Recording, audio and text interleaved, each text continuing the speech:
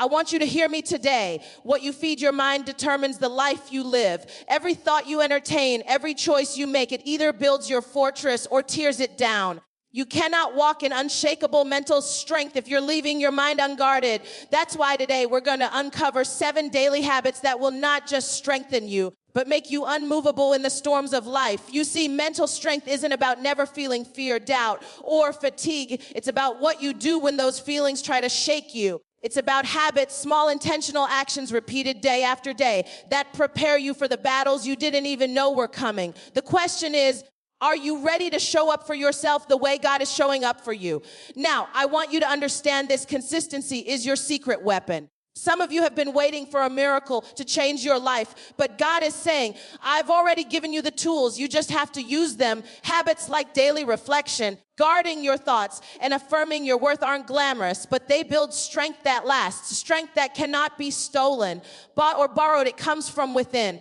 And yes, it will require discipline. It will require saying no to distraction, to negativity, and to the old patterns that no longer serve you. But I promise you this: every step you take toward strengthening your mind is a step toward living the life you were created for. You are capable, you are resilient, and you are enough. So before we dive in, I want you to take action with me today. Like this video and subscribe to the channel for daily motivation. And in the comments, share one famous quote that inspires you and one thing you're believing God for today. Let's commit together to building unshakable mental strength, one habit at a time. I want to start with something that may seem simple, but it carries the weight of your entire life, your mind. What you allow into your mind, the thoughts you entertain, the words you replay in your head, they shape the atmosphere of your soul. I need you to hear me when I say this: your mind is the battlefield where your victory or your struggle is first determined. The enemy doesn't always attack through your circumstances. More often, the battle begins quietly inside,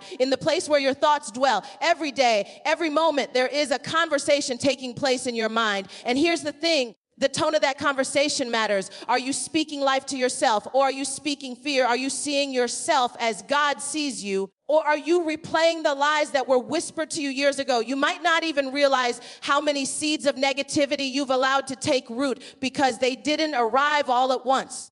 They came as small, subtle suggestions. You can't do this. You're not enough. You'll never be able to change. And over time, those whispers have grown into loud storms that shake your confidence, shake your faith, and shake your peace. But here's what I want you to understand: thoughts are not neutral. They are not harmless. Thoughts are the soil in which the fruits of your life grow. When you allow negative thoughts to take root, you're planting a harvest of doubt, fear, and frustration. But when you choose to guard your mind, when you intentionally filter and control what you allow to dwell there, you're planting a harvest of strength, resilience, and clarity. You see, guarding your mind isn't just a spiritual suggestion, it's a necessity. It is the foundation of mental strength, emotional stability, and even physical well-being. So how do we guard our minds? The first thing I want you to consider is awareness. You cannot protect what you do not notice. You have to become conscious of the thoughts that are running in your head like uninvited guests. Sometimes we think our minds are free, flowing, and harmless. But let me tell you, unchecked thoughts are like a river without banks. They spill over, they erode the landscape of your life, and they carry away your peace if you're not paying attention. Start by listening to the internal dialogue, by noticing the recurring fears, the habitual complaints, and even the way you speak to yourself when no one else is listening. This awareness is the first act of defense. Once you recognize these thoughts, you begin the work of filtering. Just because a thought comes into your mind does not mean it deserves a place in your life. You have the authority to examine it, question it, and release it if it does not align with truth. And I want to remind you, truth is not what you feel. It's not what someone else said about you. It's not what your failures or circumstances dictate. Truth is anchored in God's word, in his promises, and in the identity he has given you. Every negative thought that contradicts that truth must be challenged. That thought is not mine to keep. That fear is not the law of my life. That doubt does not define me.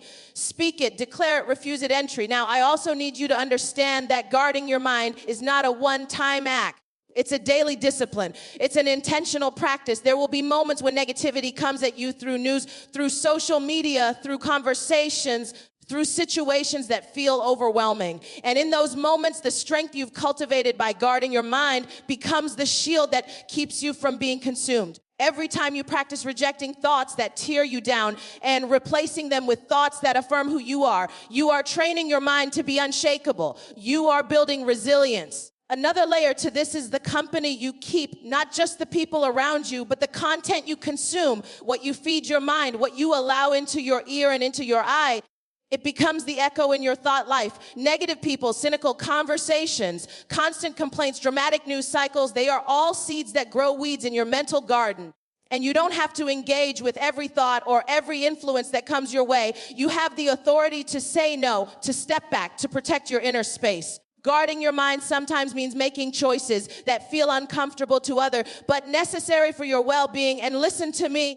Guarding your mind is not about avoiding reality or being naive. It's about choosing the lens through which you see reality. You cannot control everything that happens to you, but you can control how you process it. You can decide whether to magnify fear or to magnify faith. You can decide whether to replay your failures or to focus on what God has equipped you to overcome. Your mind is not just a passive organ in your body. It's the command center of your life. And the way you guard it will dictate the quality of your decisions, the peace of your soul, and the direction of your journey. Prayer, meditation, affirmation, scripture, these are tools, weapons even in guarding your mind. When a negative thought comes, when fear tries to take root, you have to counter it with truth. I am loved, I am equipped, I am enough. I am not defined by my past, but I am guided by my purpose. The more you practice this, the more your mind becomes a sanctuary rather than a battlefield. I also want to challenge you to become proactive, not reactive. It's easy to guard your mind after it's been attacked, but real strength comes when you create structures and habits that prevent the attack from gaining ground.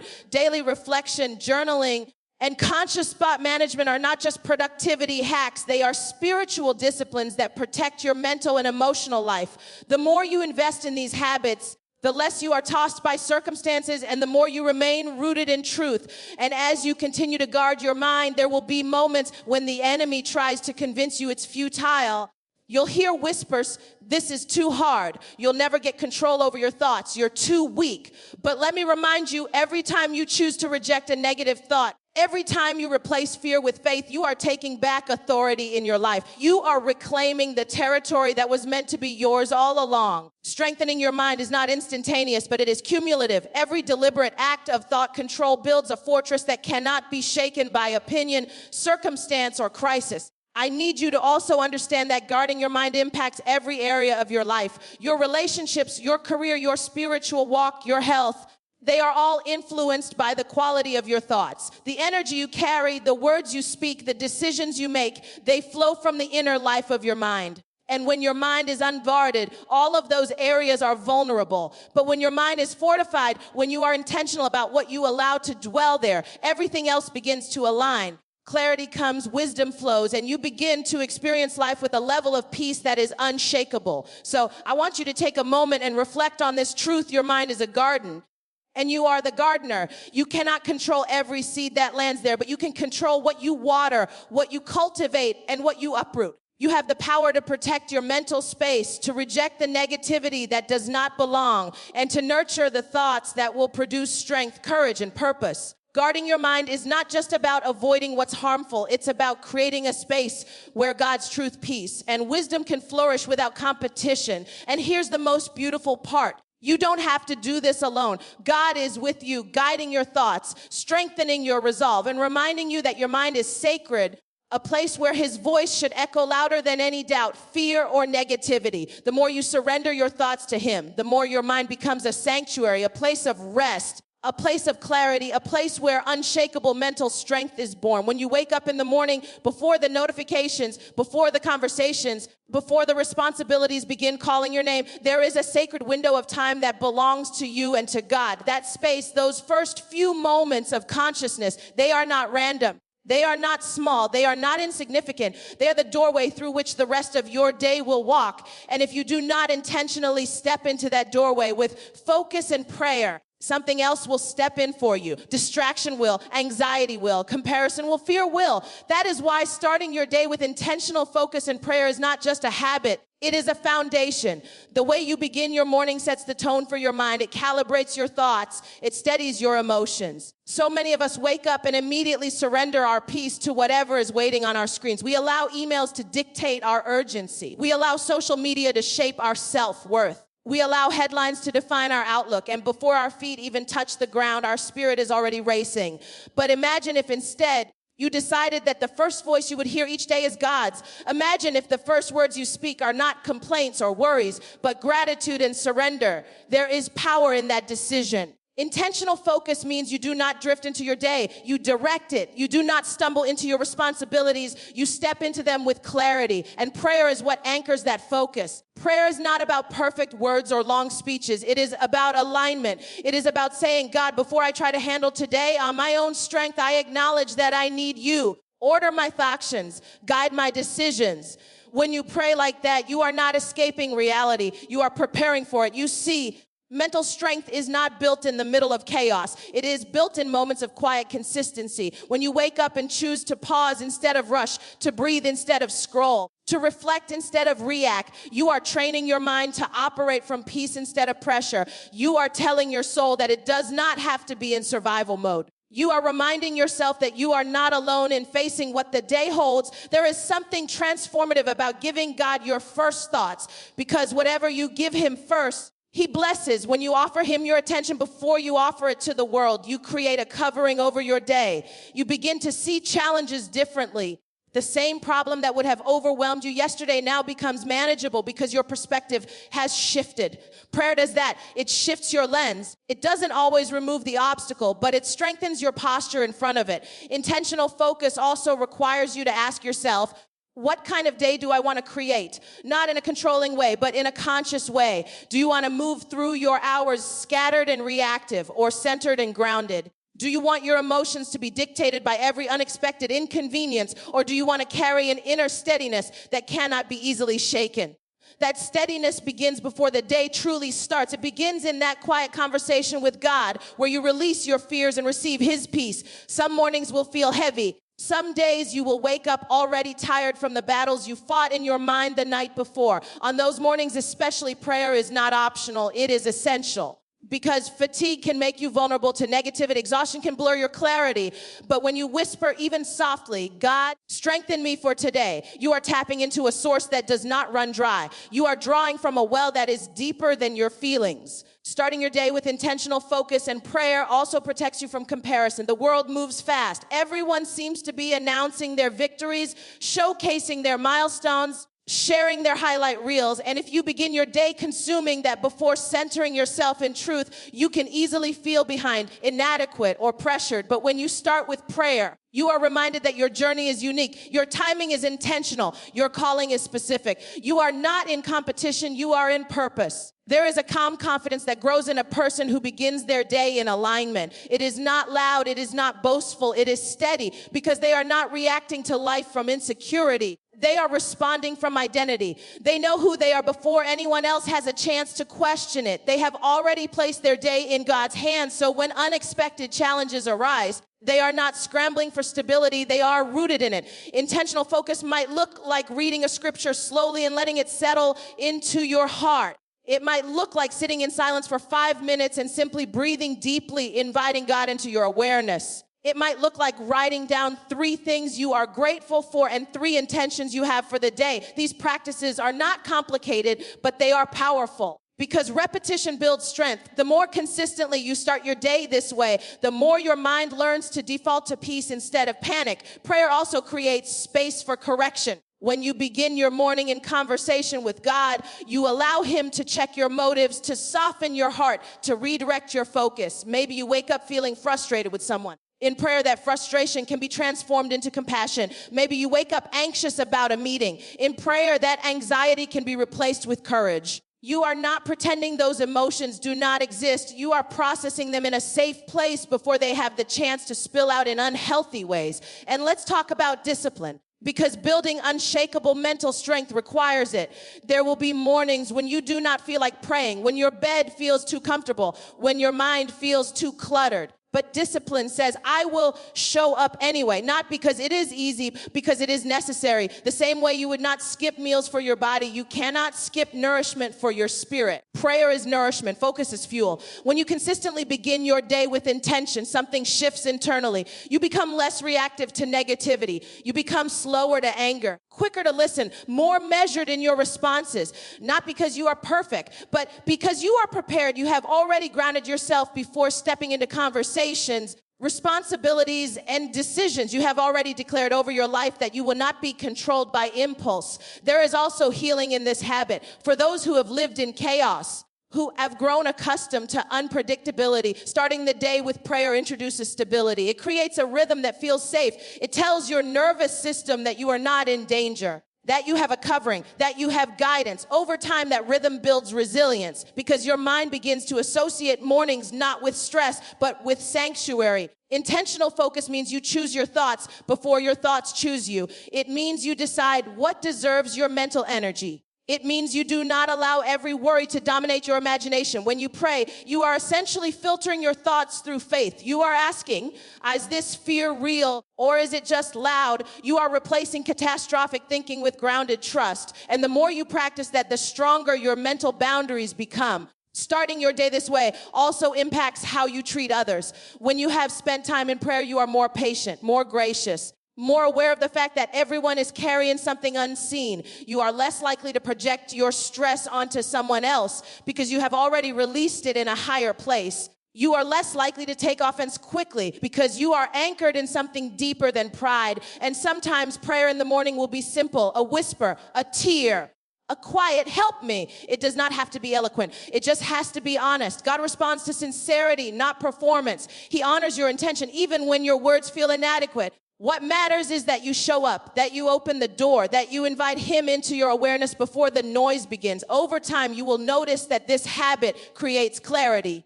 Decisions become less overwhelming because you are not making them from a place of confusion, but from a place of connection. You are not relying solely on logic or emotion. You are leaning into guidance. That does not mean life becomes effortless. It means you become steadier within it. When you prioritize focus and prayer at the start of your day, you are declaring that your peace is valuable, that your mind is worth protecting, that your spirit deserves attention. You are refusing to live on autopilot. You are choosing presence over pressure, and that choice repeated daily builds a kind of inner strength that cannot easily be shaken by external circumstances. There will still be unexpected emails, difficult conversations, delays, disappointments, but they will not hit you the same way because you did not start your day empty. You started it filled. You did not start it scattered. You started it centered. You did not start it anxious. You started it aligned, and alignment changes everything about how you move through the world.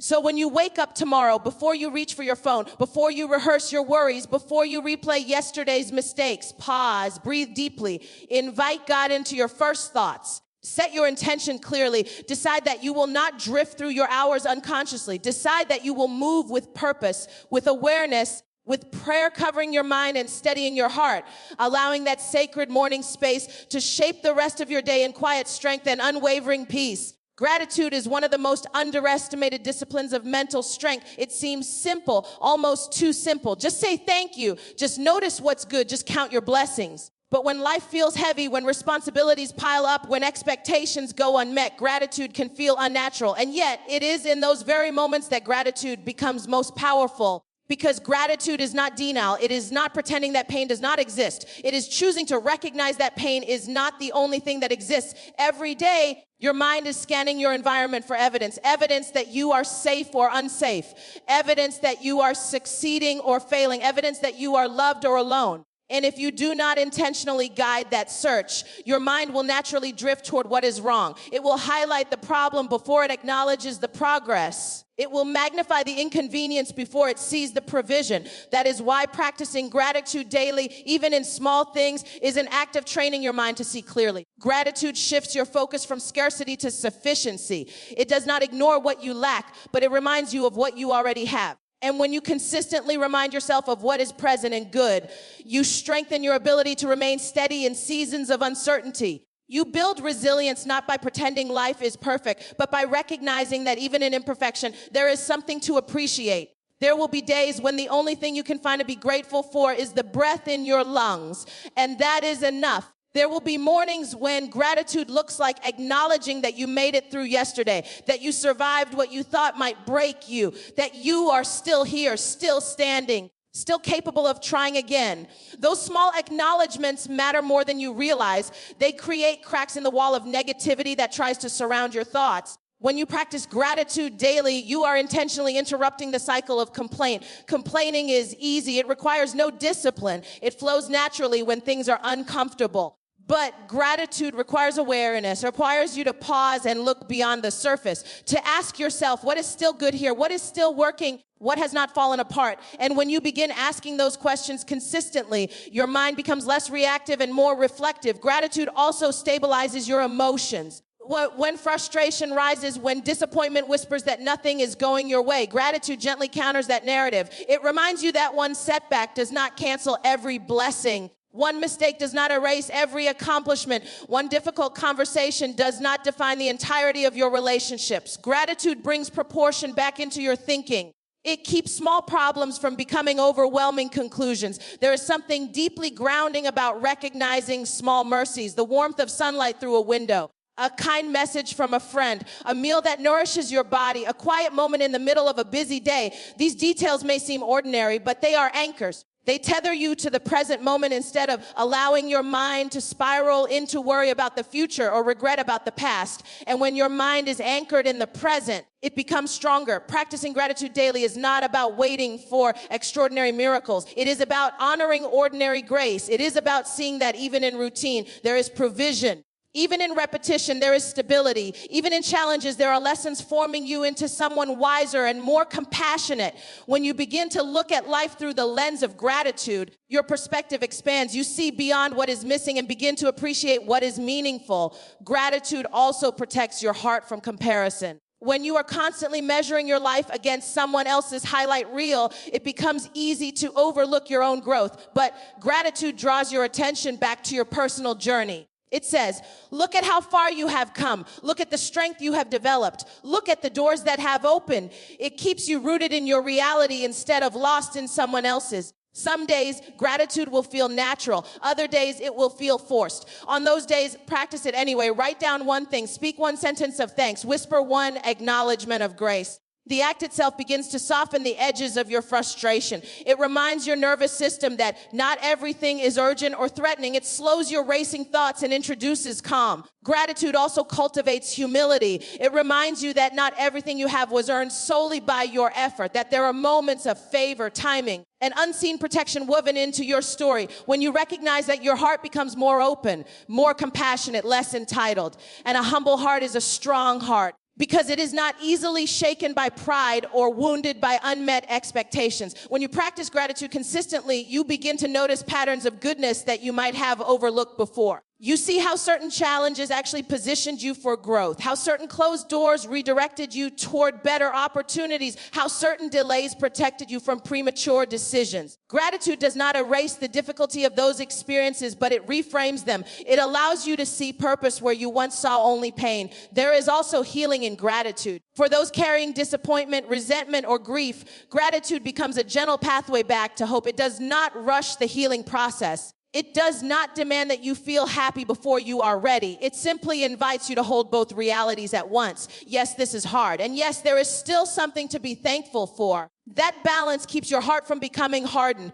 Gratitude changes the atmosphere of your mind, replaces tension with softness. It quiets the inner critic that constantly points out flaws and shortcomings. When you intentionally thank God for your strengths, for your resilience, for your ability to keep going, you begin to speak life over yourself. You begin to see yourself not as a collection of failures, but as a person in progress. It is important to understand that gratitude is a discipline, not a mood. You do not wait to feel grateful. You choose to be grateful. And over time, that choice shapes your emotional landscape. Your mind becomes more inclined to search for light instead of darkness. Your heart becomes more open to joy, even in subtle forms. You find yourself smiling at small things, pausing to appreciate moments that once would have passed unnoticed. Gratitude also strengthens your faith. When you look back and recognize what God has already done, Your trust for what he will do next grows deeper. You remember the times you were carried through uncertainty, the times provision arrived at the right moment, the times clarity came after confusion. Those memories become evidence, and evidence builds confidence. Daily gratitude can be simple. A journal by your bedside where you write 3 things each night. A quiet prayer of thanks during your commute. A habit of verbally acknowledging something positive at the dinner table. These practices may seem small, but they accumulate. They shape your thinking patterns. They rewire your default responses. Over time, you will notice that gratitude reduces your need to control everything. When you are thankful for what is present, you become less anxious about what is missing. You release the constant striving to prove yourself. You rest in the knowledge that your life already contains value, that you are already blessed in ways that cannot be quantified by achievements alone. Gratitude also enhances your relationships. When you regularly express appreciation for others, you create an environment of affirmation. You strengthen bonds. Your people feel seen. And in return, your own sense of connection deepens. A grateful heart is generous. It does not withhold praise or kindness. There will still be days of frustration, moments of doubt, seasons where progress feels slow. Gratitude does not eliminate those realities, but it prevents them from defining you. It keeps your spirit from sinking into despair. It reminds you that even when life is imperfect, it is still meaningful. When you consistently practice gratitude, your mental resilience grows quietly. You become less reactive to inconvenience, less consumed by temporary setbacks. You learn to pause before complaining, to reflect before concluding, to appreciate before criticizing. That pause is powerful. It creates space for wisdom. And perhaps most importantly, gratitude brings you back to the present. So much anxiety comes from living in the future. So much regret comes from living in the past. Gratitude anchors you in now, in this breath, in this opportunity, in this moment that will never come again. It invites you to experience life as it is, instead of constantly wishing it were different. As you move through each day, let gratitude become your quiet companion. Let it whisper reminders of goodness when negativity tries to shout. Let it soften your thoughts when they become harsh. Let it expand your perspective when it narrows under pressure. Practice it in the morning. Practice it in the evening. Practice it in the middle of ordinary routines. Notice the small details. Honor the subtle blessings. Acknowledge the quiet provisions that surround you even when circumstances feel uncertain, allowing gratitude to gently reshape the way you think, the way you feel, and the way you walk through the world with steady, unshakable strength. There is a quiet power in knowing when to say no, not from anger, not from pride, not from fear, but from wisdom. Setting boundaries to preserve your energy and your peace is one of the most overlooked disciplines of mental strength, because we are taught to be available, to be agreeable, to be accommodating. We are praised for how much we can carry, how much we can endure, how much we can give, but rarely are we taught how to protect ourselves from exhaustion. Rarely are we told that overextending is not the same as loving, that constantly sacrificing your peace is not the same as being faithful. Every day, your energy is being pulled in different directions: conversations, responsibilities, expectations, notifications, obligations. And if you do not decide what deserves access to you, everything will demand it. Your time will be consumed. Your mind will be cluttered. Your spirit will feel stretched thin. Boundaries are not walls built out of bitterness. They are gates built with intention. They determine what enters and what does not. When you refuse to set boundaries, you silently agree to carry burdens that were never assigned to you. You begin solving problems that are not yours to solve. You begin absorbing emotions that are not yours to hold. Begin saying yes when your body, your spirit, and your schedule are whispering no. And over time, that misalignment creates resentment. It creates fatigue. It creates quiet frustration that you may not even know how to articulate. Setting boundaries starts with self-awareness. You have to know your limits before you can communicate them. What drains you? What environments leave you unsettled?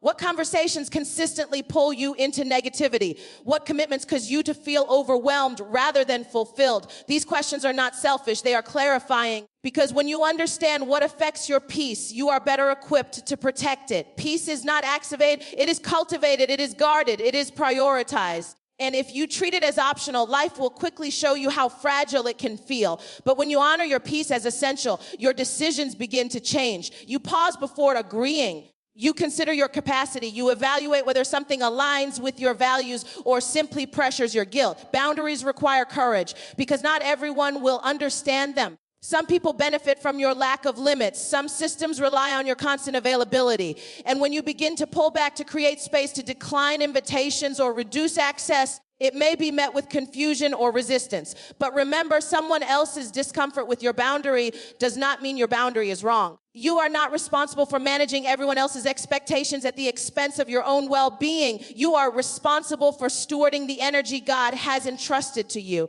Your energy is finite. Your attention is limited. Your emotional bandwidth is real. And when you exhaust those resources without intention, you diminish your ability to show up fully where it truly matters. There is a difference between being generous and being depleted. Generosity flows from overflow. Depletion comes from neglect. When you give without boundaries, you eventually find yourself empty, irritated by requests that once felt manageable, frustrated by responsibilities that once felt meaningful. Boundaries protect you from reaching that point. Setting boundaries also strengthens your identity because it forces you to decide who you are and what you value. If you do not know your priorities, you will adopt someone else's. If you do not define your standards, you will adjust them to fit every situation. Boundaries say, this is who I am. This is what I honor. This is what I will and will not allow. And there is stability in that clarity. It is important to understand that boundaries are not about controlling others. They are about managing yourself. You cannot dictate how someone behaves, but you can decide how you respond. You cannot force someone to respect your time, but you can limit their access to it. You cannot prevent negativity from existing, but you can choose not to entertain it. Sometimes boundaries are practical, limiting your time on social media, declining extra projects when your schedule is full, turning off notifications after a certain hour, protecting your morning routine from interruption. Other times, boundaries are emotional. Refusing to engage in gossip, stepping away from conversations that consistently turn critical, choosing not to internalize someone else's projection. There will be moments when guilt tries to convince you that boundaries are unkind, that saying no makes you selfish, that protecting your energy makes you distant. But consider this. When you are constantly overwhelmed, are you truly present? When you are exhausted, are you able to give your best? Boundaries actually enhance your ability to love well because they preserve your capacity. Peace thrives in structure. Without structure, your days blur into each other. Your commitments pile up. Your mind never fully rests. Boundaries introduce rhythm. They create designated times for work and rest, for connection and solitude, for giving and receiving. That rhythm strengthens your mental resilience because it prevents chronic stress from becoming your normal state. Setting boundaries also teaches others how to treat you. When you consistently overextend yourself, people come to expect it. When you consistently answer every call, respond to every message immediately, accept every request, it becomes the pattern. But when you begin to communicate your limits respectfully and consistently, you reshape that pattern. Communication is key. Boundaries do not need to be harsh to be firm. I'm not available for that right now. I need time to think before committing. I can help in this way, but not in that way. Simple, clear statements protect your energy without attacking anyone else's character. The tone matters. The consistency matters even more. There is also an internal boundary that must be set within your own mind. The boundary between responsibility and over-responsibility. You are accountable for your actions, your words, your effort. You are not accountable for everyone's feelings, reactions, or choices. Carrying that weight will exhaust you. Release what is not yours. Boundaries are deeply connected to trust. Trust that God will sustain relationships that are healthy. Trust that opportunities meant for you will not disappear because you declined something misaligned. Trust that honoring your limits will not lead to abandonment, but to balance. When you protect your peace, you become more discerning. You begin to notice early signs of imbalance. You catch yourself before burnout sets in. You recognize when a situation is costing you more than it is contributing. That awareness allows you to adjust gently rather than collapse dramatically. Energy is sacred. It fuels your creativity, your clarity. If you allow it to be drained constantly by unnecessary conflict or excessive obligation, you will struggle to maintain mental strength. But when you guard it intentionally, you create space for restoration. Solitude is one of the most powerful boundaries you can set. Time alone to think, to pray, to reflect, to reset. Without it, your thoughts become crowded by everyone else's opinions. Your decisions become influenced by constant noise. Solitude recenters you, reminds you who you are beneath expectations. Boundaries also protect your emotional safety. Not everyone deserves full access to your vulnerabilities. Not every relationship is meant to carry your deepest thoughts. Discernment helps you share wisely. It protects you from unnecessary hurt. As you grow, your boundaries may change. What was once manageable may no longer be healthy. What once required your full attention may now require delegation. Growth demands adjustment. Give yourself permission to evolve without apologizing for it. When you consistently set boundaries, your confidence increases, not because you are controlling, but because you are aligned. You are no longer constantly apologizing for your needs. You are no longer silently resentful. You are clear, and clarity is calming. There will be moments when you need to revisit and reinforce a boundary, when someone tests it, when circumstances tempt you to compromise it. Stay steady. Repetition builds respect, not just from others, but within yourself. Peace is preserved in small decisions, choosing rest when you are tired, choosing silence when words would escalate, choosing distance when closeness feels harmful. These decisions may seem minor in isolation, but collectively they shape your emotional landscape. Boundaries are not about building a life that is small and restricted. They are about building a life that is sustainable, a life where your energy is invested wisely, where your commitments align with your call, when your mind is not constantly overwhelmed. As you practice this discipline, you will notice subtle shifts. You will feel less rushed, less pressured, more grounded. You will respond rather than react. You will give from overflow rather than obligation. And in that steadiness, your mental strength deepens. Let your boundaries be guided by wisdom, not fear, by clarity, not control, by peace, not pride. Protect your time, protect your attention, protect your emotional space, honor your capacity. Recognize your limits, value your rest, speak your needs gently but firmly, and allow the structure you create to become a quiet shield around your energy, preserving the calm and strength that sustain you day after day. There is something powerful about the words you speak over your own life, not the words you post, not the words you use when everyone is watching, but the quiet sentences you whisper to yourself when no one else is around, the commentary that runs through your mind when you make a mistake, the tone you use when you look in the mirror, the narrative you repeat when something doesn't go as planned. Affirming your worth and speaking life over yourself is not arrogance, it is alignment. It is choosing to agree with what God says about you instead of rehearsing every insecurity that tries to define you. For many of us, the harshest voice we hear is our own. We forgive others more quickly than we forgive ourselves. We extend grace outward, but withhold it inward. We replay our failures. We magnify our flaws. We dissect our shortcomings. And over time, that internal criticism begins to shape our identity. It becomes the lens through which we see our potential. It weakens our confidence before we even attempt something new. But mental strength requires a different approach. It requires that you intentionally counter that criticism with truth. Affirming your worth does not mean pretending you are perfect. It means recognizing that your value is not dependent on your performance. You are worthy before you achieve. You are worthy before you succeed. You are worthy even when you fall short.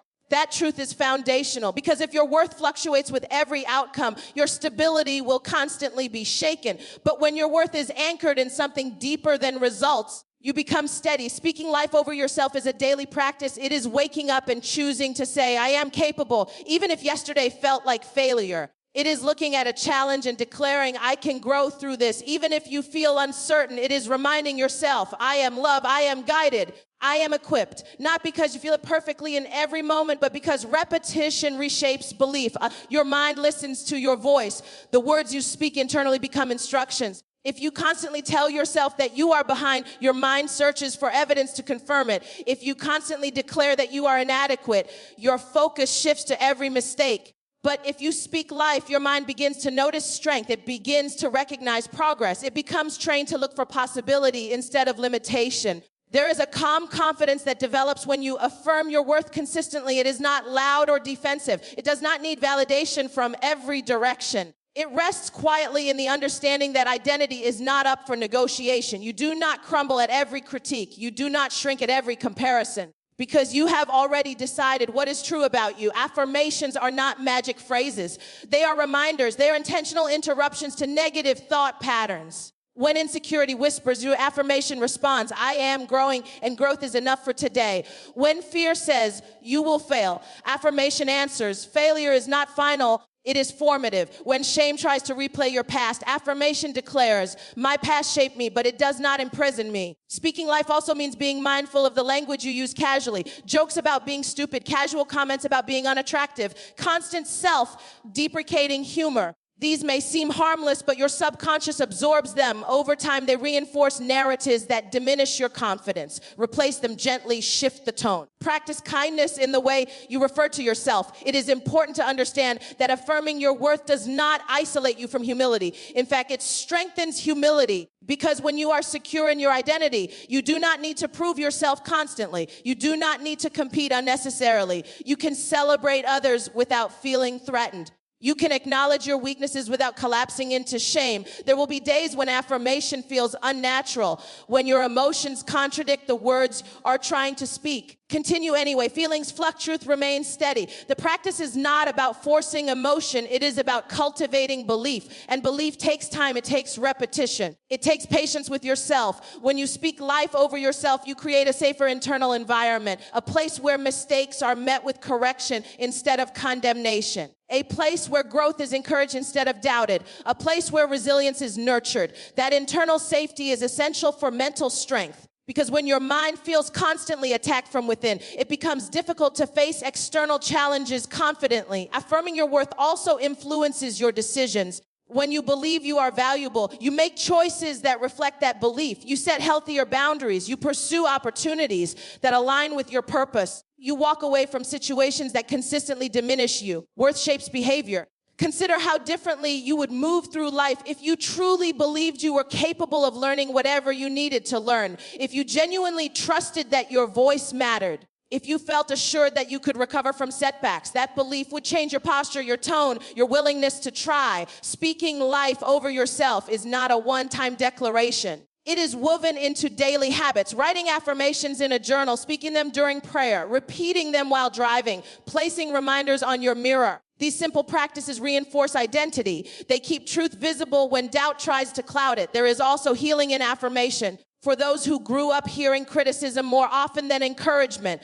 For those who internalize labels that were never meant to define them. Affirmation becomes a way of rewriting those narratives. It becomes a way of gently replacing harmful scripts with empowering ones. Your words carry creative power, the same mouth that prays. The same voice that encourages others. It can encourage you too. It can bless you too. Do not reserve kindness only for others. Extend it inward.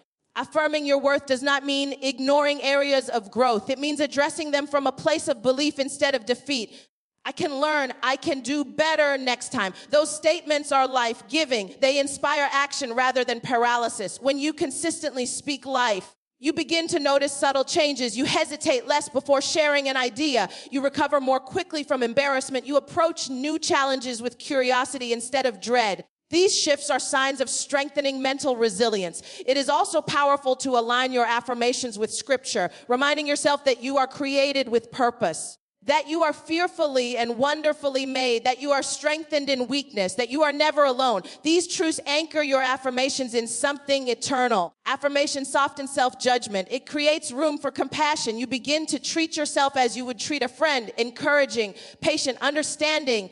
That gentleness does not weaken you, it steadies you. Over time, the voice of affirmation becomes more natural. It becomes your default rather than your effort. Instead of immediately criticizing yourself, you pause and choose encouragement. Instead of assuming the worst about your abilities, you consider possibility. There will always be external opinions, some supportive, some critical. But when your internal voice is grounded in affirmation, external noise loses its power. You evaluate feedback without absorbing it as identity. You learn without losing confidence. Affirming your worth also cultivates gratitude for who you are becoming. You begin to appreciate growth even when it feels slow. You notice emotional maturity where there once was reactivity. You acknowledge strength where there once was fear. The practice requires intentionality. It may feel repetitive. It may feel small, but repetition builds belief. Belief builds confidence. Confidence builds resilience. Each morning, give yourself words that nourish. Each evening, reflect on something you handled well. When you stumble, respond with encouragement rather than condemnation. When you succeed, celebrate without minimizing. Allow your voice to become a place of refuge rather than attack. Let your words create an atmosphere of possibility rather than limitation.